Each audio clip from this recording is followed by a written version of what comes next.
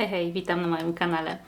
Dzisiejszy filmik jest dosyć spontaniczny, ponieważ nie planowałam dzisiaj nagrywać, natomiast ilość nowości, która się pojawia, jest już powoli przytłaczająca i jeżeli dzisiaj nie zrobię odcinka o nowościach, to polegnę. Tak jak zawsze nie będę mówić o wszystkim, co jest w tej chwili wypuszczane, natomiast o tym, co mnie w jakiś sposób interesuje. Także przesiadam się na bok i zaczynajmy.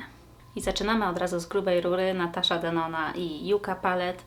To było coś, co udało się utrzymać Nataszy w tajemnicy trochę dłużej niż poprzednie palety, za to już duży plus, bodajże dlatego, że nie była to paleta produkowana w Polsce.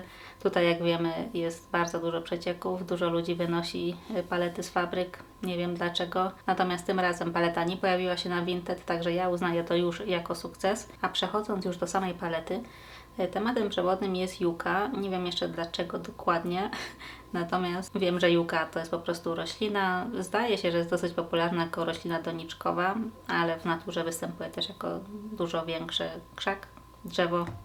Nie znam się aż tak dobrze na roślinach, natomiast zdecydowanie jest to paleta tropikalna, gdzie królują żółcie, zielenie i wszystko, co jest pomiędzy, czyli musztardy, jest też limonka.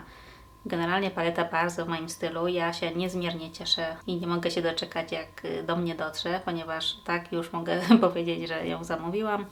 Zamówiłam ją ze strony Nataszy Denony. Jest dostępna w tej chwili jako preorder.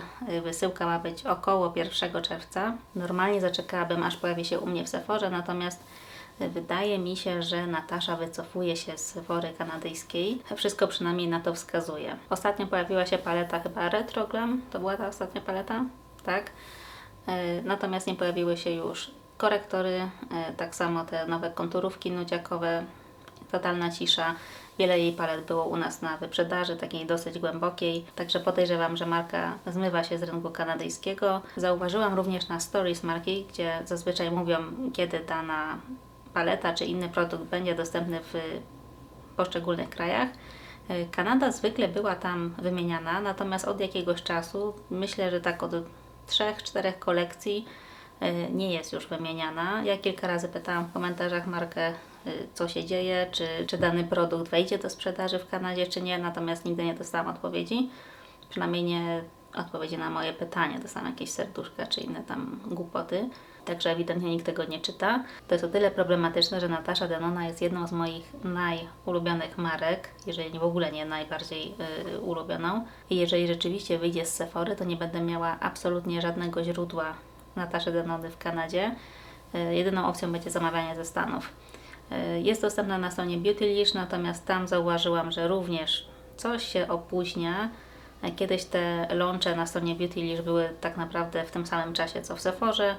W tej chwili to już się opóźnia, dużo rzeczy jest wyprzedanych. Chciałam korektor właśnie zamówić z Beautylish, ale te najjaśniejsze kolory się sprzedały tak szybko, że nawet nie zauważyłam. Także pozostaje mi tylko strona oficjalna marki, to jest jednak dosyć kosztowne. Dla przykładu standardowa paleta MIDI u nas w Sephorze kosztuje $87 kanadyjskich, a na stronie Nataszy muszę zapłacić za taką samą paletę $105.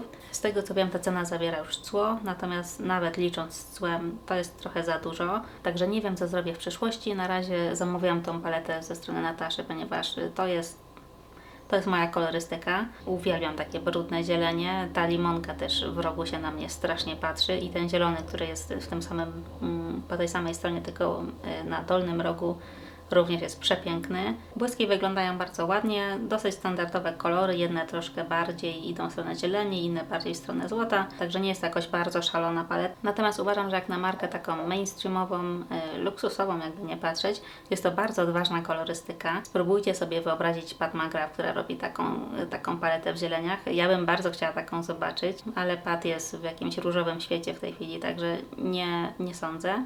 I to jest według mnie jeden z dużych plusów Nataszy nad Pat, czyli to, że Natasza nie boi się kolorów, lubi eksperymentować. Jej palety zawsze mogą być dziwne na początku, natomiast potem widzimy, że to jednak gra. Mam po prostu wrażenie, że jest bardziej kreatywna, ale to już jest odczucie osobiste. W każdym razie ta paleta, mam nadzieję, dotrze do mnie szybko. Częścią tej kolekcji są również 3 kredki do oczu i ja jestem zachwycona nimi. Kredki do oczu Nataszy w ogóle są dla mnie jednymi z najlepszych na rynku. Wydaje mi się, że w kilku filmach już ubolewałam nad tym, że ta kolorystyka jest dosyć ograniczona. Do tej pory Natasza ma w ofercie tylko brąz, czerń i burgund, dlatego rozszerzenie tej linii o takie kolory dla mnie jest to naprawdę spełnienie marzeń. Zamówiłam te dwa z prawej, czyli tą limonkę i pomarańcz, powiedzmy. Ta trzecia w kolorze takim morskim również bardzo mi się podoba, to jest też bardzo mój kolor. Natomiast mam dwie kredki mniej więcej w tych odcieniach, także nie czuję potrzeby kupowania trzeciej, a te dwa pozostałe kolory będą bardzo wyjątkowe w mojej kolekcji, nie mam takich kolorów. I robiąc to zamówienie dodałam również ten nowy korektor, którego nie doczekam się chyba w Kanadzie, także trudno, jak już miałam płacić kokosy za to wszystko, to mówię, niech będzie już też korektor. Wszedł mi kod zniżkowy, ponieważ w tej chwili Natasza ma promocję, bodajże -20 na zakupy do $100, a powyżej -30%. Ta nowa kolekcja oczywiście w to nie wchodzi, natomiast pozostałe produkty tak. Wchodzi na te nudziakowe kredki, wchodzi na korektory, no reszty produktów nie patrzyłam. Natomiast 20% to i tak miło, także ten korektor kupiłam powiedzmy po w miarę normalnej cenie. I tak, dajcie mi znać, co Wy o tej kolekcji myślicie. Z tego, co czytałam online, zdania są bardzo podzielone. Zdaję sobie sprawę, że nie każdy lubi takie kolory. Paleta jest dosyć ciepła, jest dosyć żółta. Na pewno przepięknie będzie wyglądać na oliwkowych cerach. Na tych bardziej bladych oczywiście to kwestia preferencji. Ja osobiście lubię się w takich kolorach, także nie mam z tym problemu. Jeżeli chodzi o wygląd tej palety, ponieważ bardzo przypomina mi paletę Ace Beauty, której nazwę oczywiście sobie znowu nie przypomnę w tej chwili. Też coś z Tropical było. Tropic? Nie. Tropic to paleta Nataszy.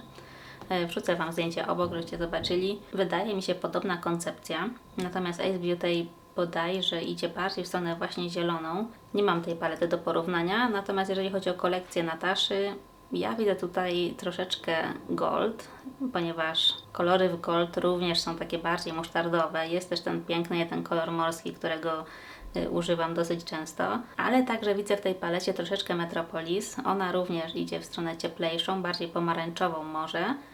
Natomiast jest to taki, wydaje mi się, miks może Metropolis, Gold oraz Safari. Te trzy palety, myślę, mają coś wspólnego z tą malutką midi. Wszystkie trzy palety mam w swojej kolekcji, także jak tylko przyjdzie mi Yuka, to porównam je wszystkie trzy do siebie.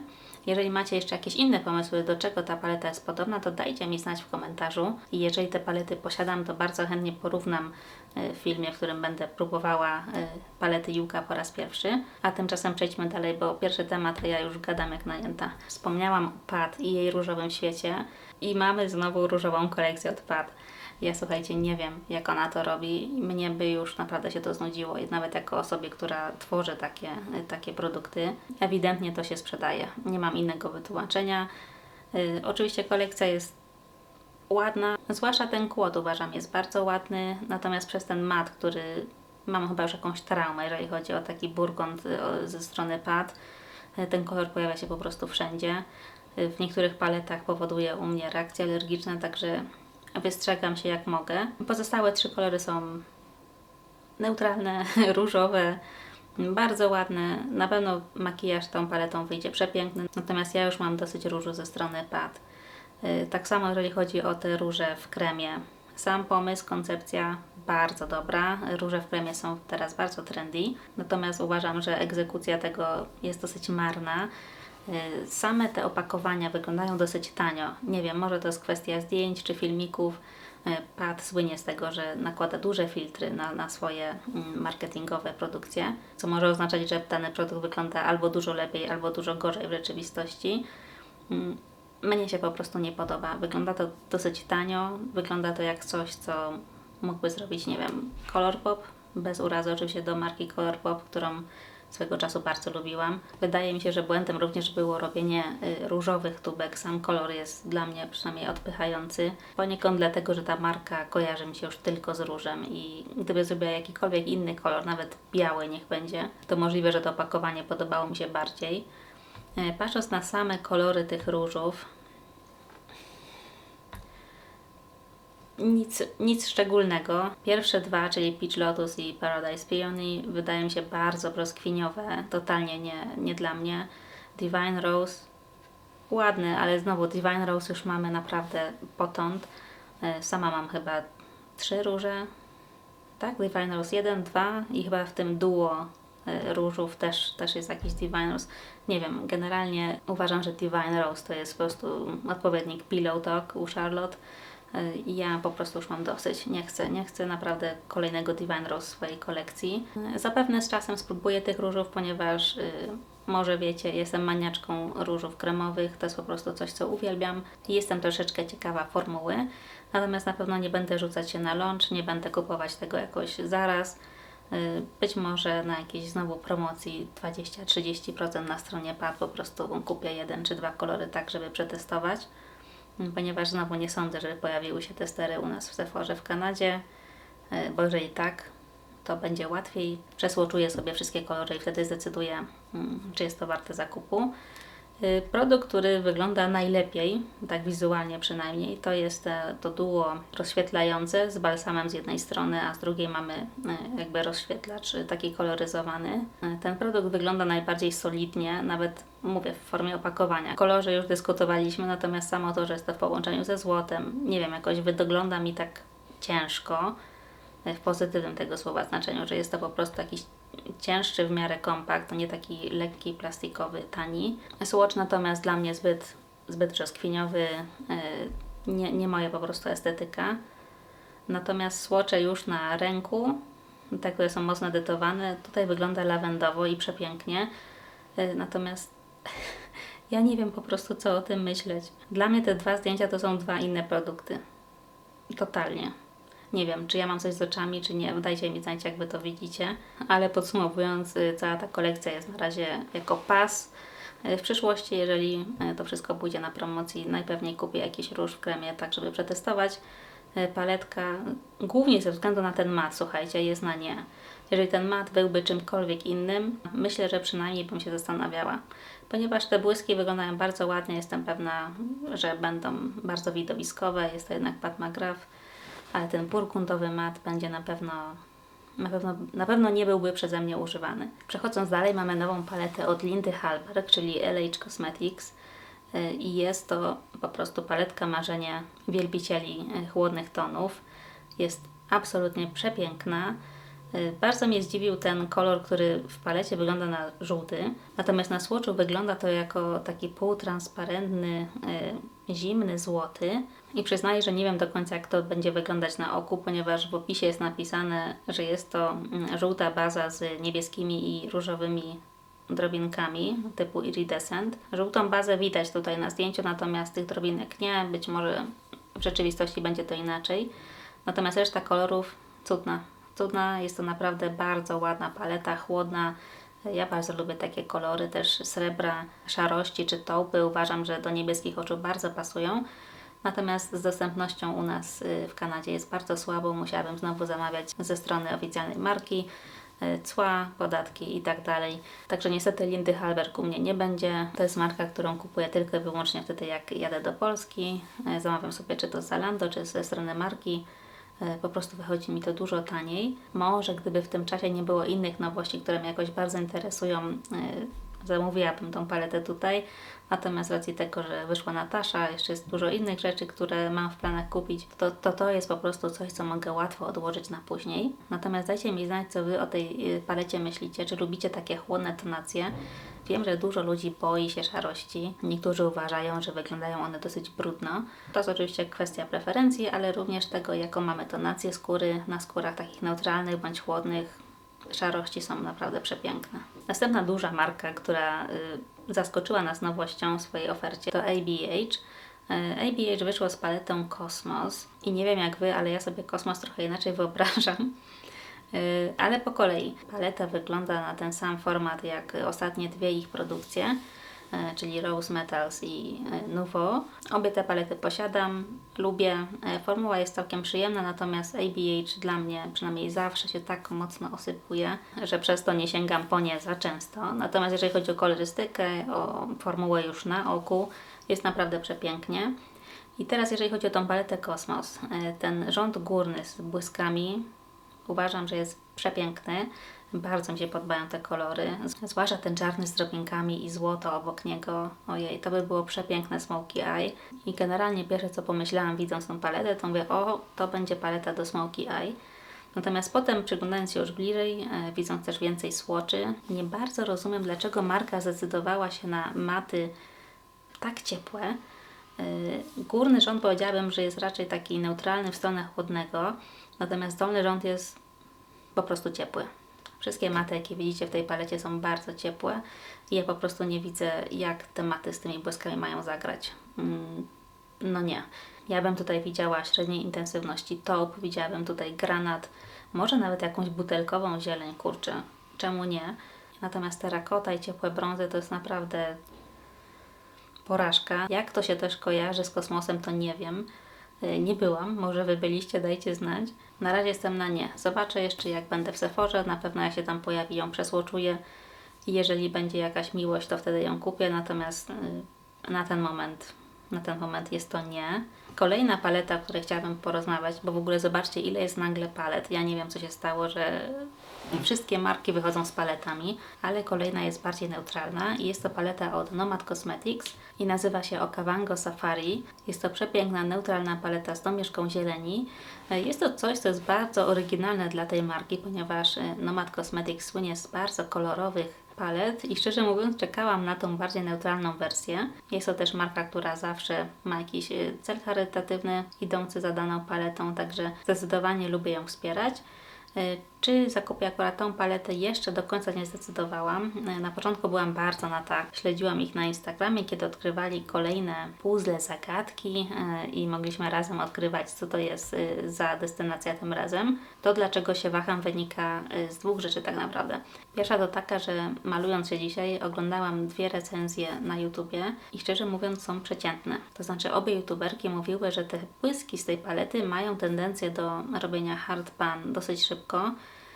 Tematy również nie były aż tak dobrej jakości jak w poprzednich paletach Nomad, co nie ukrywam zdziwiło mnie, ponieważ zazwyczaj wszystkie te youtuberki, które dostają te palety Nomad jako PR, wypowiadają się dosyć pochlebnie na temat danej palety i owszem, nie każda zawsze lubi daną kolorystykę, natomiast generalnie odbiór jest dobry. Dlatego tutaj zastanawiam się, czy coś poszło może nie tak w produkcji, czy może coś innego. Ja, jeżeli chodzi o moje doświadczenia z tą marką, mam takie relacje love-hate. Mam palety, które uwielbiam, których nie pozbędę się za nic na świecie. Jedna z nich nawet była w moim top 10 w zeszłym roku. Natomiast mam też palety, które no nie przypadły mi do gustu, które są po prostu dziwne albo które właśnie robią hard pan. Dlatego no nie wiem, czy dać szansę właśnie tej palecie. Kolorystycznie widzę też trochę Natasha Denone i Yukę, więc może byłoby to nawet śmieszne porównanie obu tych palet. Dajcie mi koniecznie znać, co myślicie, czy w ogóle znacie, czy lubicie tą markę, czy interesuje Was taka bardziej neutralna paleta. Czekam na Wasze komentarze i podpowiedzi. Na razie jestem tak 50/50. W poprzednim odcinku zdaje się, że wspominałam już o nowych kolorach różów od Dior. To jest ta seria Backstage. W tej chwili zaczynają się już pojawiać online. Wiem, że w niektórych krajach można je dostać na stronie Dior. Oczywiście u mnie nie. U mnie natomiast zaczęły się pojawiać na Sephorze. Nie są dalej dostępne do kupienia, są jako coming soon, ale chociaż są już wylistowane w aplikacji. I tutaj na początku skłaniałam się ku kolorowi Rosewood, to jest ten na dole po lewej. Natomiast w tej chwili powiem Wam, że bardziej ciągnie mnie w stronę tej śliweczki, czyli poprzekątnej jest to kolor Berry. To by było coś naprawdę wyjątkowego i innego w mojej kolekcji. Rosewood jest oczywiście bardzo piękny i na pewno podobałby mi się na twarzy. Natomiast obawiam się, że takich kolorów mam już na pęczki i jeżeli chciałabym kupić jakiś nowy, to chciałabym, żeby było to coś innego. Natomiast tutaj pośpiechu nie mam, dalej zresztą nie jest jeszcze dostępny u mnie, ale myślę, że w przyszłości ta śliweczka wpadnie w moje ręce. I pozostając przy temacie różów, pojawiły się też kremowe róże od Make Up by Mario. I tutaj, słuchajcie, te kolory zdecydowanie bardziej mnie zachwyciły niż te od Pat McGrath. Formuła kremowa od Mario jest fantastyczna, zwłaszcza tych kompaktów. I tutaj nie zastanawiałam się za długo, czy chcę je kupić, a raczej zastanawiałam się, jakie kolory. Koniec końców zdecydowałam się na 2 kolory. Berry Blushing, czyli ten w górnym rzędzie po lewej stronie, oraz Perfect Pink, który jest w środkowym rzędzie znowu po prawej stronie. I póki co te swatche, które widziałam w internecie, są absolutnie fenomenalne i wydaje mi się, że dobrego wyboru dokonałam.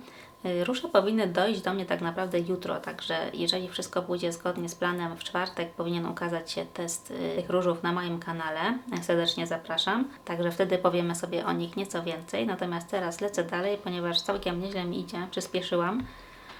Dalej na tapetę weźmiemy Chanel i tutaj mamy taki mały sneak peek do tego, co ukaże się w lipcu. Mamy tutaj 9 rozświetlaczy, 3 kolory w 3 różnych rodzajach wyprasek. Jest więc lew, gwiazdy i znaczek, w sensie logo Chanel. Ale czekajcie, coś wydaje mi się, że więcej było tych wyprasek. Może na Trendmont nie ma tych wszystkich zdjęć, albo ja nie widzę. Momencik. Tak, słuchajcie, są jeszcze 2 rodzaje. Jeden z piękną taką kamelią, która bardzo kojarzy się z Chanel, a druga to jest... Nie wiem co to jest. Widzę tylko na środku małe CC, natomiast to, co się dzieje wokół, ciężko powiedzieć. Z tego co wiem, nie jest to absolutnie nowy produkt. Widziałam komentarze, że ludzie mają te same pudry z 2017 roku, również z podobizną chyba lwa. Ktoś pisał, tak. Ja, jeżeli się nie mylę, nie posiadam absolutnie nic od Chanel, także będę się temu przyglądać. Kolor, który mi się podoba, to oczywiście ten najjaśniejszy, Pearly White, i wypraska, którą ja bym wybrała, to jest zdecydowanie ta kamelia. Kojarzy się najbardziej z Chanel, wydaje mi się też najbardziej taka elegancka. Dajcie mi znać, jeżeli posiadacie ten puder, czy to rzeczywiście jest rozświetlacz, czy to jest raczej taki puder rozjaśniający, rozświetlający. Bardzo jestem ciekawa. Jest też jeszcze jedna nowość od Chanel. Tutaj mamy w sumie akcesoria, ponieważ jest to mały kompakt lusterka, jest zestaw pędzli oraz pilniczki do paznokci. Bardzo randomowa kolekcja, jeżeli o mnie chodzi. Kolory są przepiękne. Ja akurat bardzo lubię takie żywe pastele, jeżeli wiecie o co mi chodzi. Zwłaszcza ten żółty bardzo mi się podoba. Natomiast to jest taki już typowy, jak dla mnie, cash grab. Wydaje mi się, że nikt nie potrzebuje pilniczka od Chanel. Lusterko można by dyskutować. Zestaw pędzli też uważam jest dosyć zbędny. Nie znam też cen tych produktów, to mogłoby być ciekawe. Natomiast widzę tutaj, że pojawi się kolekcja 7 lipca. Także jeszcze troszeczkę czasu jest na zastanowienie się, jeżeli potrzebujecie. A teraz wróćmy już do świata Indii. Troszeczkę ponad tydzień temu Woodens Eye, czyli szwedzka marka Indii, wypuściła do sprzedaży nową kolekcję. W jej skład wchodziły 2 palety oraz biżuteria, jakkolwiek dziwnie to nie brzmi. Biżuteria totalnie nie w moim stylu, także tutaj nie miałam co się zastanawiać. Natomiast jeżeli chodzi o palety, bardzo ładne, natomiast obie sprawiają wrażenie, jakby to było coś, co już w kolekcji Woodens Eye posiadam.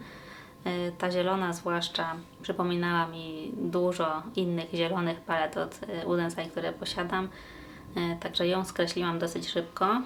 Natomiast ta druga, bardziej chłodna, niebiesko-fioletowo-szara, ta mnie bardziej zainteresowała i tą od razu Wam powiem, że kupiłam. Tutaj również obawiam się powtórek z paletką chyba Christmas Eve, jedną z tych świątecznych, które niestety nie są już dostępne, także jeżeli podobały Wam się te limitowane świąteczne palety, może zwróćcie uwagę na te, ponieważ one obie zawierają podobne kolory do tych świątecznych.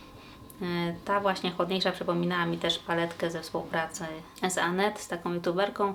Paleta nazywała się bodajże Giant Walls. Jest to jedna z moich ulubionych, jeżeli chodzi o paletę Woodens Eye, także też jestem bardzo ciekawa, jak wyjdzie to porównanie pomiędzy nimi. Ta paleta jest już w drodze i mam nadzieję, że przyjdzie do mnie niedługo, także na kanale na pewno jakaś recenzja i 1 albo 2 makijaże się z nią ukażą. Wiem, że część z Was oglądających mnie również lubi Woodens Eye, także dajcie mi znać, czy Wy się zdecydowaliście na którąś z tych palet, a może już ją nawet dostaliście, ponieważ wysyłka do Polski jest na pewno znacznie szybsza. Ja w każdym razie trzymam za tą markę kciuki, bardzo ją lubię i tak jak mówię, recenzja tej chłodniejszej palety ukaże się na moim kanale już wkrótce. I ostatnie 2 nowości, o których chciałabym z Wami porozmawiać, to po pierwsze Hourglass. Hourglass wyszło niespodziewanie z 2 nowymi paletami i zrobiłam tak, ponieważ wszystkie pudry, które są w tych paletach, są to powtórki. Sporo z nich pochodzi z paletki świątecznej, tego motylka, natomiast reszta pochodzi z obecnej kolekcji Hourglass. Także z tego co wyczytałam, przynajmniej nie ma tutaj absolutnie nic nowego. Naprawdę duża szkoda, ponieważ marka jest fantastyczna, bardzo lubię ich pudry, posiadam kilka paletek właśnie z ich kolekcji świątecznych, natomiast na pewno nie czuję potrzeby powtarzania tych samych produktów, także dla mnie jest to pas. Natomiast jeżeli Wy nie kupiliście tej paletki świątecznej, a dalej za Wami gdzieś chodzi, być może to jest lepszy dla Was format. Żadna z tych palet tak naprawdę nie posiada pełnego wyposażenia, jeżeli chodzi o makijaż taki dzienny. Obie zdaje się posiadają pudry wykończeniowe, natomiast jedna posiada bronzery, druga posiada róże. Obie posiadają rozświetlacze. Troszeczkę jakby je wymieszać, może wyszłaby z tego paleta taka idealna. W tej formie jaka jest, niestety obawiam się, że wielu osobom nie przypadnie do gustu. Natomiast jeżeli chodzi o jakość, jestem pewna, że jest fenomenalna. Tak jak zawsze te palety od Hourglass są.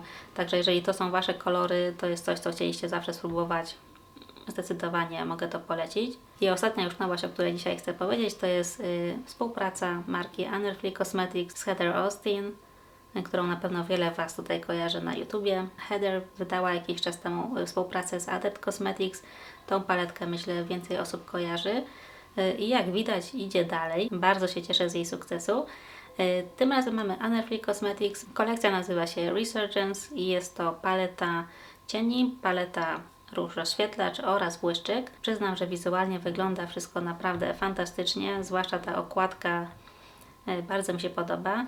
Jeżeli chodzi o kolorystykę, tutaj mam taki mały zgrzyt. Ta limonka obok takiego granatu będzie już zawsze kojarzyć mi się z paletą Anielki Nyquist i Kaleidos, czyli Club Nebula. Tam właśnie był ten sam układ i tutaj nie jestem w stanie tego zobaczyć. Błyski na pewno będą przepiękne, Anerfly robi całkiem niezłe błyski. Generalnie całościowa kolorystyka bardzo mi się podoba, jednak przez to, że mówię, od razu myślę o palecie Kaleidos i przez to, że wysyłka z Anerfly jest do Kanady bardzo droga, naprawdę tak w granicach $50, to na tą kolekcję się nie zdecyduję. Jeżeli powrócą do normalnych cen wysyłkowych, zapewne wrócę do marki, ponieważ bardzo ją lubię. Natomiast $50 za wysyłkę to jest duża przesada. I to wszystko na dzisiaj. Dajcie mi znać, co myślicie o tych wszystkich nowościach.